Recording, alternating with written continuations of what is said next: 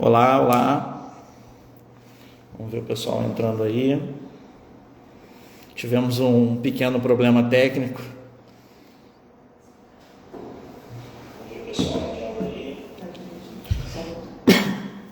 Ah, agora o pessoal está me ouvindo, né? Ok, deixa eu já convidar aqui o professor.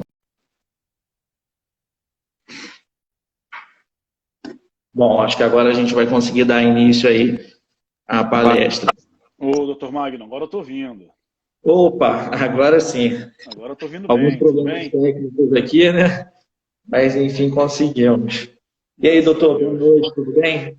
Tudo bem, obrigado pelo convite. Fico muito honrado em estar aqui com o senhor para participar desse bate-papo, né, sobre a atuação em segunda instância. Quero saudar aí o doutor Flávio Quaresma, que acabou de entrar, doutor Tadeu Nogueira, meu amigo, que fez a ponte para estar aqui com vocês.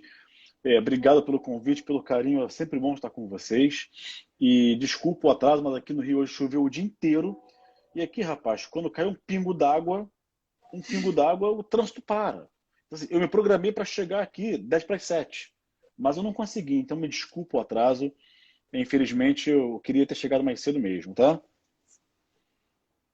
Não, não, são coisas que acontecem mesmo, especialmente no Rio de Janeiro, né?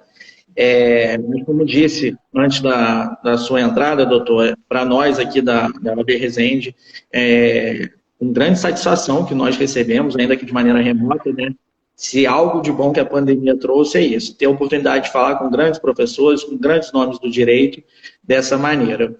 Eu já fiz os agradecimentos iniciais, mas vou repetir, já que teve esse problema. Gostaria de agradecer a doutora Andréa Valente, presidente da OAB Resende, a doutora Daniela Valente, minha diretora aqui da ESA, doutor Tadeu, que fez essa ponte aí, possibilitou a palestra do doutor Gabriel e todos os que compõem a Comissão de Direito Penal. Já gostaria de passar, né, a palavra para o doutor Gabriel começar com a sua palestra. Obrigado, doutor. Bom, obrigado mais uma vez então pelo carinho, pelo convite. E o que falar de atuação em segunda instância, né? Eu vou começar por uma pergunta que me fizeram hoje.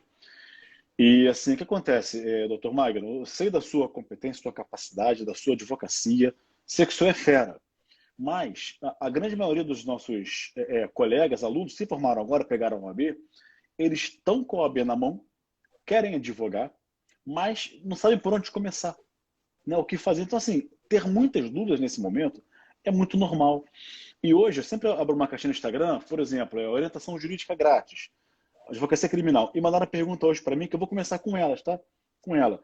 Quero saudar também aqui o doutor Flávio Oliveira Lucas, grande professor Flávio Lucas, grande mestre de direito penal, enfim, juiz federal, está nos prestigiando aqui.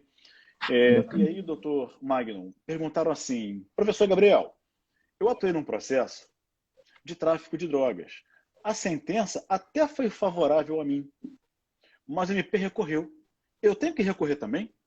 Ou seja, será que se eu obtiver uma sentença favorável a mim e o MP recorrer, eu tenho que recorrer também? A primeira pergunta é essa. Eu disse, olha, depende muito. Se tudo que você pediu você conseguiu, você não tem interesse recursal. Faz sentido? Ela falou assim, não. Era um tráfico de drogas e associação. Eu consegui absolver da associação e consegui o privilégio no tráfico. E consegui a substituição da pena de prisão por pena restritiva de direitos. Falei, olha, então tudo que você queria você conseguiu. Ah, mas eu também pedi a absolvição por negativa de autoria. Falei assim, olha, isso é muito pessoal do advogado. Se você acha que você tem chance em segunda instância, você apela. Agora, o que importa, você não é obrigado a apelar só porque o MP recorreu também. Então foi o que ela perguntou. E aí vai da inexperiência, a gente até entende, claro. Ela não recorrer não quer dizer que ela assuma que o cliente dela tem culpa no cartório. Ela se satisfez com a sentença, tem que recorrer.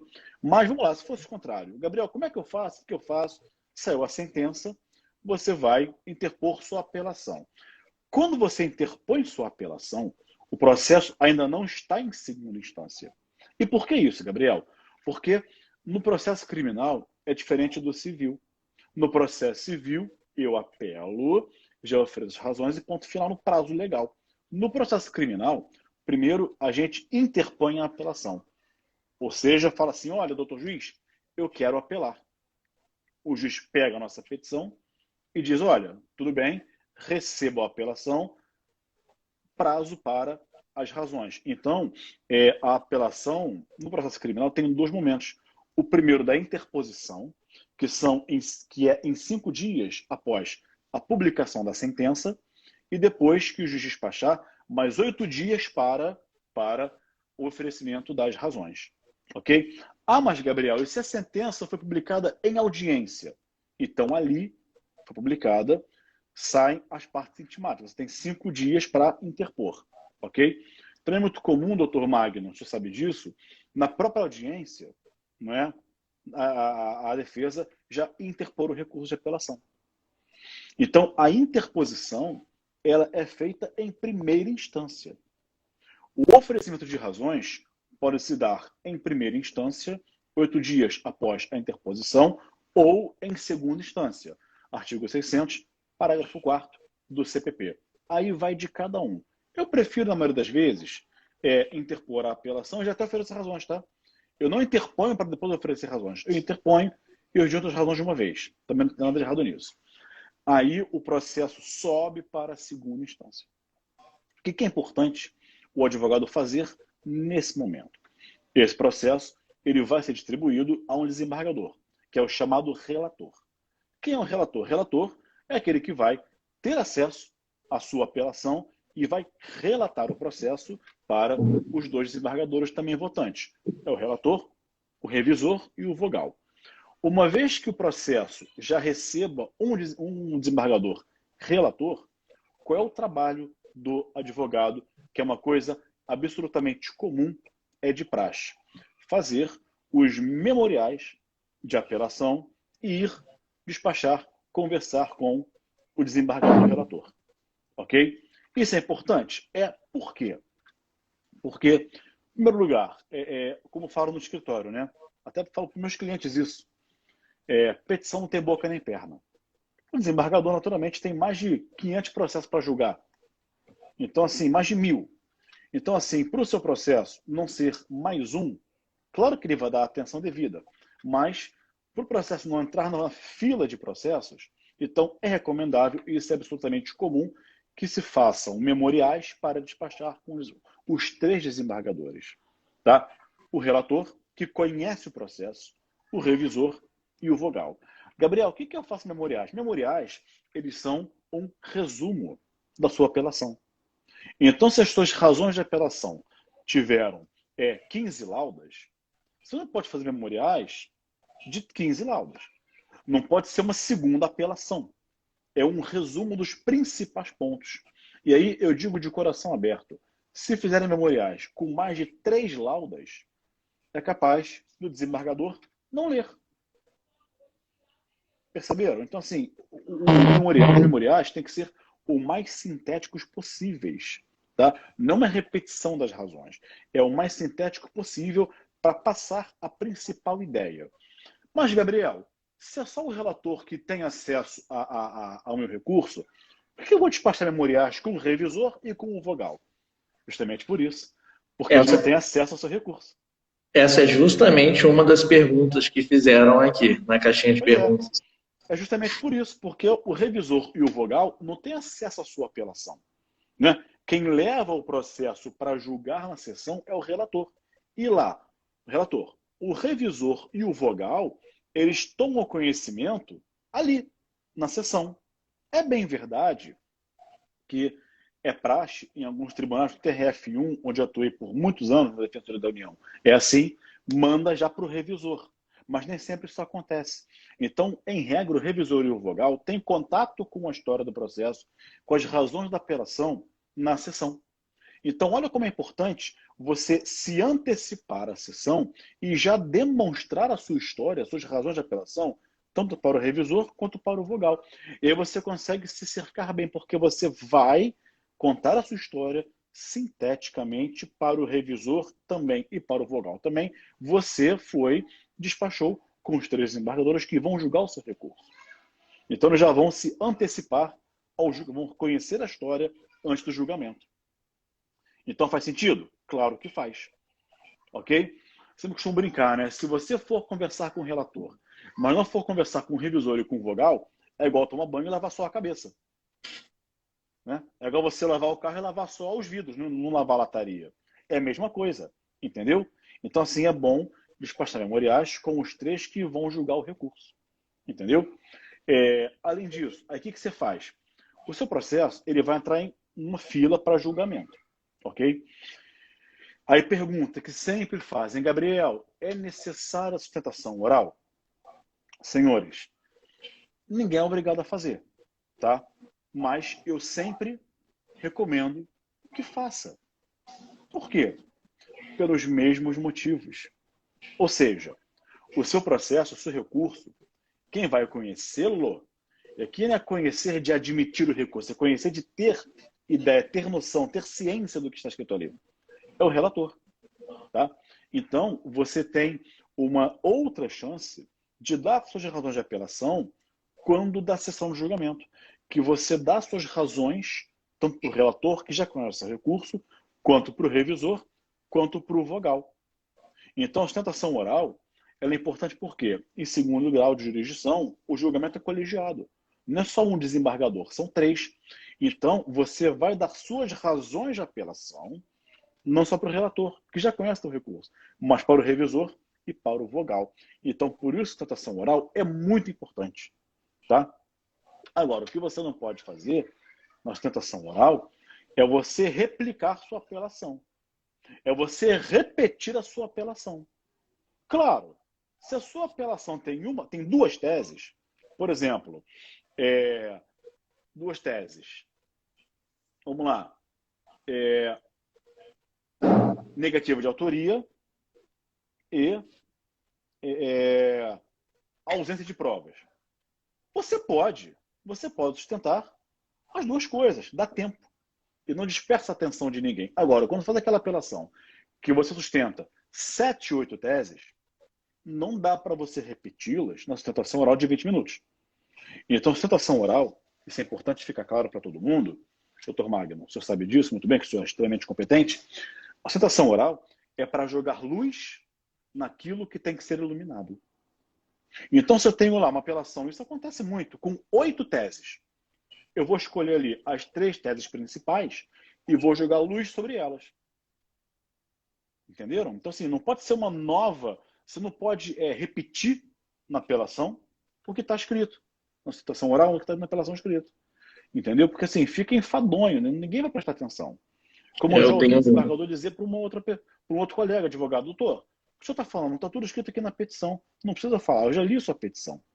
Entendeu? Eu tenho um colega, né, que ele fala que a sustentação é o grande lema da vida dele. Ele não sabe se ele fala muito de pouco ou pouco de muito. Pouco de muito. É. Depende de cada caso, né, doutor Magno? Eu prefiro falar muito de pouco. Entendeu? Porque, assim, a gente já vive hoje, a gente já tem tanta sedução no mundo, né, doutor Magno? A gente vive hoje, costumo dizer, o mundo da sedução. Tudo é sedutor. É o celular, é a internet, é o vídeo. Então, tudo nos seduz para tirar nossa atenção.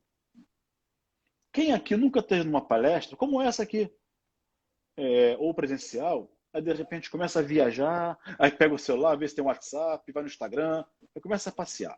Isso aqui é um labirinto, né? Você entra, mas não consegue sair depois. Porque você vê seu e-mail, aí vê outro e-mail, aí pula para o WhatsApp, depois vai para o Instagram, aí dá uma olhada no Facebook, olha o Twitter, aí volta naquele e-mail, aí volta no Instagram, é um labirinto. Então, assim, é tudo para dispersar a atenção.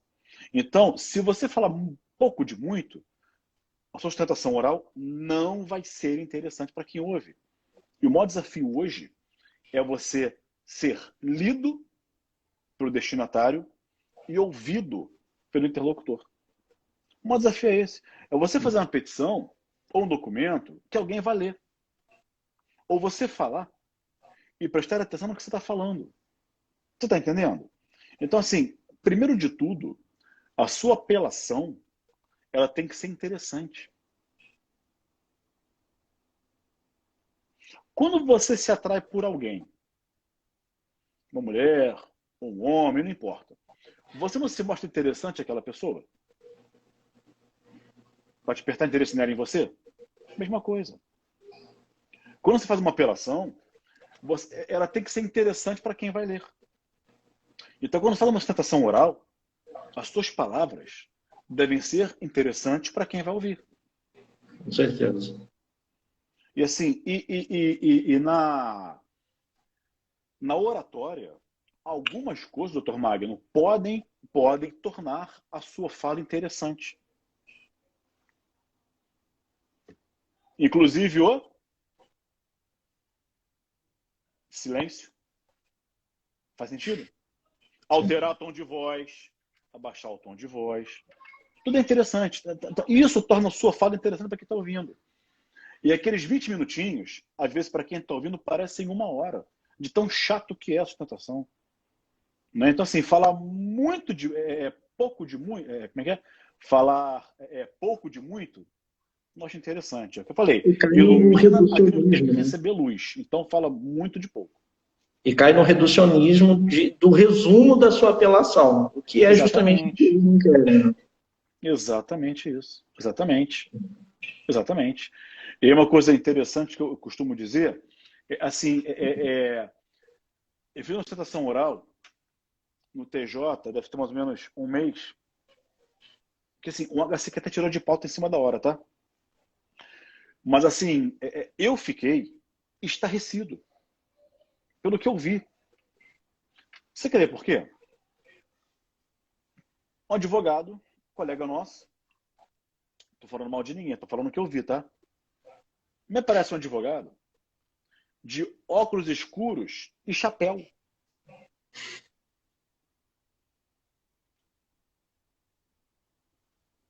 Ah, mas o que tem óculos escuros e chapéu? Não tem nada. Usa o que você quiser. Igual o meu falou uma vez, professor, mas Steve Jobs usava camisa de malha e calça jeans. Eu falei, você inventou o iPhone? Ele inventou. Faz sentido? Então, assim, um colega nosso, óculos escuros e chapéu. Nada contra. Ele pode usar chapéu e óculos escuros. Mas, na sustentação oral, não acho adequado. Sabe por quê? Por uma razão muito simples. Antes que digam, é preconceito com chapéu. Nada disso. Nada disso. É porque o chapéu e os óculos escuros roubaram a cena da sustentação oral dele. Roubaram a cena. Eu fiquei olhando, sabe para quê? Pro chapéu dele e pro óculos escuros. Não atentei porque ele estava falando. E talvez os desembargadores também, os desembargadores. Pô, o cara tá de chapéu, olha lá. Chapéu? Chapéu, óculos escuros. Será que tem algum problema na vista? Pode ser, né? Pode estar com conjuntivite, sei lá, apanhou da mulher, tá com o olho roxo. Até pode ser. Mas vai ficar olhando assim. Se tem alguma marca aqui em volta, aqui, né? De chapéu. Qual é o nome desse advogado? Está de chapéu, deixa eu ver aqui. Ele tá lá falando. Não tá ouvindo. Aí o outro, depois que eu vi, ele levantou-se para falar, que eu achei até muito educado, mas ele levantou além da conta e a câmera ficou aqui, ó. Assim, ó. Assim, nessa altura. Falando, e aqui a gravata dele, o nome da gravata tá para baixo. Ele falando, e aí eu pergunto, doutor Magno, para quem ouve, é interessante? Com certeza É não. interessante? Com Claro que certeza. não. Então, assim, é muito. Citação oral presencial, que eu não vejo a hora de voltar a fazer. Assim, o advogado. Muito advogado, acho isso chega a ser feio. Isso eu aprendi com um amigo meu, bem mais velho, sustenta oralmente, agradece, acaba de falar, vira as costas para a câmara e senta. É proibido? Não. Não, mas é inadequado. Acabou de falar, agradeça, dê um passo para trás e fique em pé ouvindo o julgamento. Eu acho que é uma deferência aos desembargadores. Exatamente Faz isso. sentido? Não só É uma pela deferência. deferência, Fique em pé para ouvir. mas também pela possibilidade de fazer alguns esclarecimentos de ordem fática, né? Sim, claro. Claro, exatamente. Então, assim, é uma deferência. Eles pararam para te ouvir. Então, que você fique lá olhando, esperando eles julgarem, em pé de frente para a Câmara. Entendeu? Eu acho assim, adequado. Entendeu? Agora, também é aquela história, né, doutor Magno? Como é que eu faço, Gabriel? A minha apelação ser interessante. Como é que eu seduzo o desembargador a se interessar pela minha petição? Uma petição direta, objetiva e sintética. Assim, amigos, apelação de 50 laudas, aquela que você se orgulha de ter feito, que você falou mutatis mutandis, de molos in rebus, enfim, todas aquelas expressões em latim, que o princípio devido ao processo legal nasceu não sei aonde, a Convenção Americana de Direitos Humanos define isso e aquilo, enfim. Aí você vai falar da ampla defesa, que foi cerceado na audiência, aí passa 3 laudas falando o que é ampla defesa. Aí cita o código alemão, o código português, o código espanhol, o código argentino. Desculpa, a sua apelação não está atraente. Como se o desembargador não soubesse o que significa ampla defesa. Pois é, então assim, é o que eu falo, né? Para de querer ensinar para o juiz, vamos parar de querer ensinar para o desembargador direito, ele sabe. Ele é o juiz, ele sabe, ele estudou para aquilo. Ele estudou. Então, assim, a presunção de inocência, porque o tratado do Pacto São José da Costa Rica, esquece isso. Isso não absolve ninguém. Isso só torna a sua fala escrita chata, enfadonha, que ninguém vai ouvir. Entendeu? E quando começa assim, a pessoa não ouve mais. Não vamos ouvir o que você está falando. Vai esperar você acabar de falar para dar o tom de que entendeu. Ouviu. Já pegou uma sentença longa? De 70 páginas? Já. Vou falar português claro. Você teve saco para ler tudo? Não dá, Tem né? que ler. Não, a gente lê. Mas assim, mas é atrativo? Eu lembro que à época um colega falou: ah, mas você vai citar a sentença na apelação? Foram 114 páginas. Não dá. De apelação?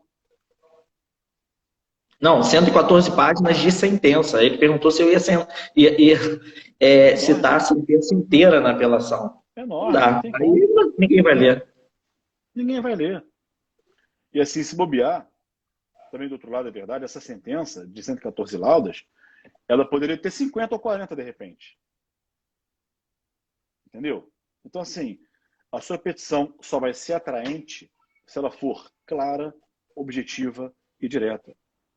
Então, o julgador, ele é daquele tribunal, ele conhece a jurisprudência do tribunal. Então, para que você mencionar, citar 15 ou 16 emendas? Ele não vai ler. Vai passar a página assim, ó. Então, assim, notem vocês, tem muita coisa por trás de uma apelação. Não é só redigir, protocolar e esperar julgar.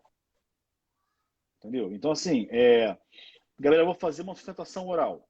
Processo que acontece muito comigo, doutor Magno, que muitos escritórios parceiros me contratam só para a apelação ou só para a sustentação oral. E assim, eu costumo dizer, né?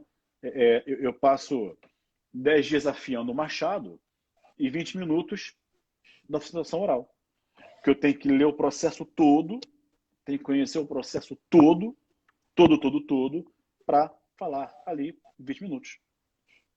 Sabe por quê? Porque chega na sustentação oral, o que pode perguntar ao desembargador? Mas, doutor, essa questão da apelação, ela não ficou preclusa lá atrás quando o senhor alegou lá na resposta à acusação? Ou isso aqui já não foi objeto de decisão lá atrás?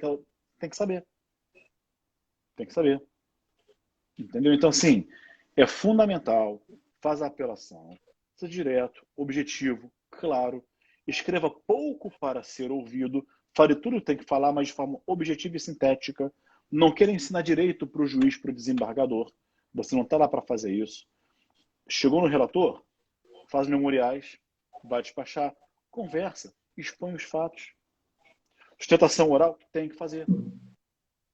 Então, tudo isso é fundamental. Entendeu? Fundamental.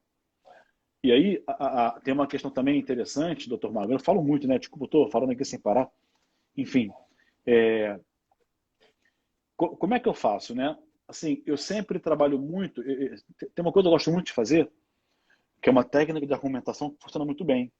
Qual é a técnica de argumentação? Tese, antítese, conclusão. Né? Tese, antítese, que é a antitese, e conclusão. A tese é a tese da acusação. Segundo a denúncia, o réu teria ficado sozinho com a vítima nesse momento, quando então proferiu as palavras injuriosas. Aí vem com a antítese. Entretanto, não foi assim que aconteceu, isso não é verdade, ou não foi esse ocorrido, uma vez que isso. Aí, conclusão. Portanto, não tinha como o delito ser praticado. Então, sempre trabalho assim, tá? Sempre. Tese, antítese e conclusão. E assim, o estilo de escrita é muito importante, por quê? Para você ter uma petição atraente. Entendeu? Deu a tese do MP, vai começar com a sua tese para combater o MP? Começa com uma conjunção adversativa. Por exemplo, a acusação afirma que o agente empunhou sua arma, apontou para a vítima, determinou que descesse do carro. Tese do MP. Agora vem com a minha tese, que é a antítese. Entretanto, porém, todavia, mas, contudo, o fato não aconteceu assim, tendo em vista que... Então, assim, o modo de escrever também é fundamental para você chamar a atenção de quem está lendo. Entendeu? Só uma dúvida aqui com relação a despachar memoriais, né? Tem alguns colegas que também, às vezes, fazem essa pergunta, né? Se devem e quando devem, né? E eu vi que muita gente acaba despachando quando designa a sessão de julgamento. Eu, pelo menos, deixo para despachar os memoriais sempre que é distribuído ao relator. Acredito que esse seja um momento que está tudo ali muito fresco para a gente até tentar convencer. Mas eu vejo que muita gente deixa para despachar muito perto da sessão de julgamento. Como é que o doutor vê essa questão? Pois é, assim, qual é o problema? O problema é o seguinte. Vamos lá. Quando marca a sessão, é porque o voto do relator está pronto. Né? Eu não estou ouvindo. Está ouvindo? Está ouvindo? Alô, alô, está ouvindo? Está ouvindo? Está ouvindo, doutor Magno? Pessoal, meu som tá legal? Tá saindo o som aí para vocês? Alô, alô, som, tá me ouvindo? Muito baixo aqui. Deixa eu ver aqui. Tá ouvindo agora? Alô, alô? O pessoal tá ouvindo sim, porque tem uma pessoa aqui na sala que está conseguindo ouvir bem. Pode continuar, desculpa, doutor. Tá. Então, assim, quando marca o julgamento, o voto está pronto. Né? O processo entra numa fila para fazer relatório e voto. Quando faz o voto, pede dia para julgamento. Então, assim, quando marca a sessão, o voto está pronto. O voto está pronto. Então, assim, tarde demais. Porque você ir conversar com o desembargador relator. Vamos lá. Será que ele vai querer mudar o voto? Até pode querer, tá bem? Mas assim, já vai estar pronto. E normalmente, internamente, pode ser que o relator já mande o voto para os pares dele, internamente. Enfim, então assim, eu acho o momento mais ideal é assim que seu processo, sua apelação for distribuída a um relator, vá despachar memoriais.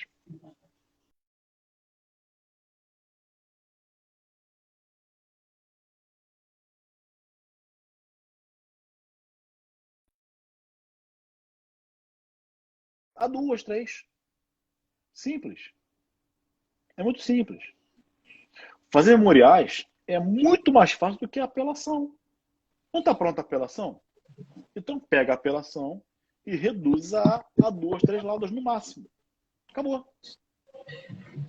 Não, eu tive um problema técnico aqui com relação ao áudio, mas agora retornou.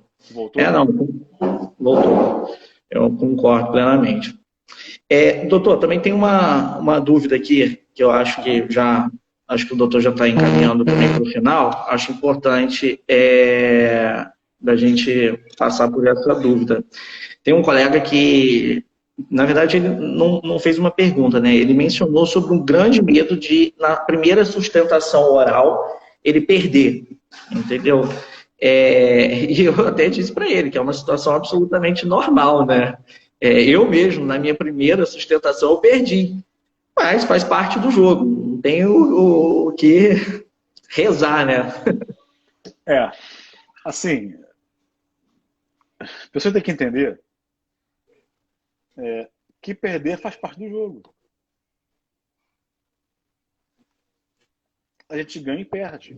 Até me perguntaram isso uma vez no Instagram, caixinha de pergunta, falei até em tom de brincadeira, mas com um tom de verdade. Falei, talvez você esteja acostumado na vida a só ganhar sempre. A gente perde também. Tem que aceitar perder. Né? Tem que aceitar perder. Faz parte? Faz. E o advogado? Eu sempre comparo o advogado a um cirurgião. Porque olha só, é evidente que nós temos causas que a gente acaba se envolvendo emocionalmente. Não tem jeito. Ou por amor à causa, ou por amor à pessoa, ou por amor à tese, ao debate. Tem advogado que se inflama, que tem raiva da outra parte. Do advogado. Esquece isso. A briga é processual. A briga é processual. Então, vai perder? Perca com classe. Perca com classe. Tem uma perda? Perca com classe. Acabou. Perdi, não deu, ficar revoltado. Falar que o juiz errou, que o desembargador não leu. Isso é feio. E é antiprofissional. Então, perdeu? Perdi. Tentamos. Vamos tentar recorrer. Perder faz parte. Agora, o advogado, você compara com o médico. Imagina um médico fazer uma cirurgia cardíaca delicadíssima. O paciente acha que vai morrer, né? A família está em pânico, porque a cirurgia é delicada.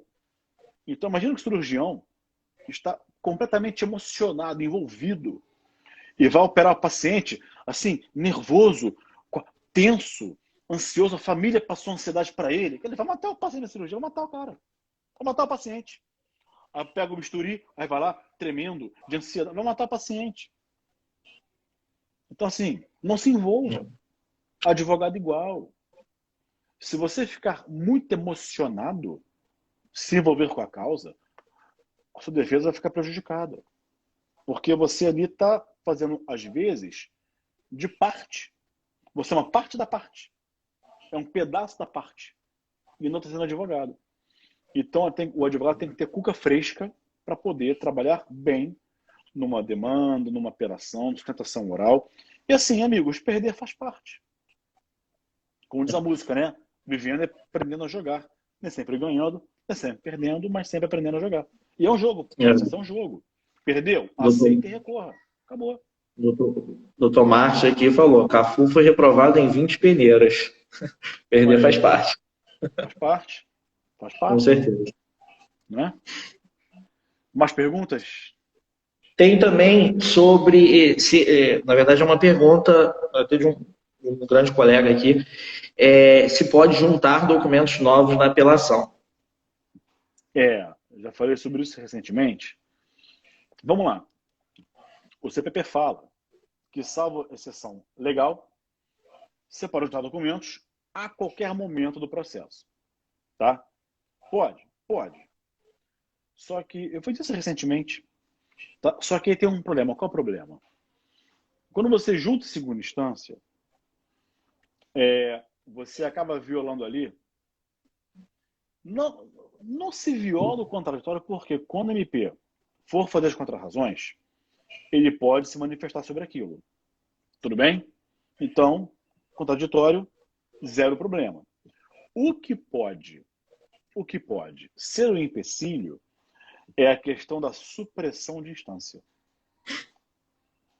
Então, quando você junta um documento novo no recurso, embora eu acho que seja plenamente válido e viável e legal, legítimo, a discussão sobre aquilo não se deu no primeiro grau de jurisdição. Foi para o segundo. Então, assim, a acusação vai dizer que houve uma supressão de instância. Então, assim, agora, a gente é advogado, né, doutor Magno? Na dúvida, junta. Junta. Mas não é assim, junta, se colar, colou. Não é se colar, colou. Junta porque é importante para comprovar a inocência e tudo mais. Entendeu? Agora, na petição de apelação, alerta sobre isso.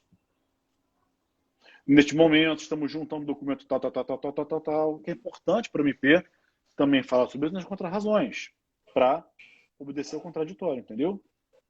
Certeza. Aqui de perguntas são só essas mesmo, doutor. Já está encaminhando para o final, então? Sim. Poxa, que bom. Bom que a gente conseguiu falar de Foi apelação, atuação em segunda instância. Respondemos as dúvidas. Sim. Eu gostaria de agradecer novamente a sua disponibilidade, né? Agradecer novamente ao doutor Tadeu que fez essa ponte aí. Para nós, realmente, é um prazer poder contar com a sua presença e, quem sabe, um dia aqui de maneira presencial, né? Muito obrigado, doutor Magno. Obrigado posso pela até gentileza do adiantar, convite. posso até adiantar que é o auditório mais bonito da OAB do Sul Fluminense. Acredito e assim, obrigado pelo convite, pelo carinho. Fiquei muito feliz com o convite. Desculpa o atraso aí do trânsito, que eu não cheguei no horário às 7 horas, mas eu espero sinceramente que a próxima seja presencial aí em Resende, nesse auditório mais bonito do Rio de Janeiro, vamos dizer assim. E espero ansiosamente esse convite. E pessoal que está presente aqui, doutor Tadeu, mais uma vez, obrigado pelo convite, pela ponte que construiu entre nós. E todo mundo presente aqui, ó, Luque Mariano, Pati DPA, Rosângela Xavier, Vivi ADV Santos, Grace Márcio, Daniela, Edu Sandoval. Obrigado a todos vocês pela presença e por estarem aqui me ouvindo. Beleza, muito obrigado, doutor. Tenha uma ótima noite aí. Obrigado, doutor Magno. Até a próxima. Tchau, gente. Um abraço. Obrigado.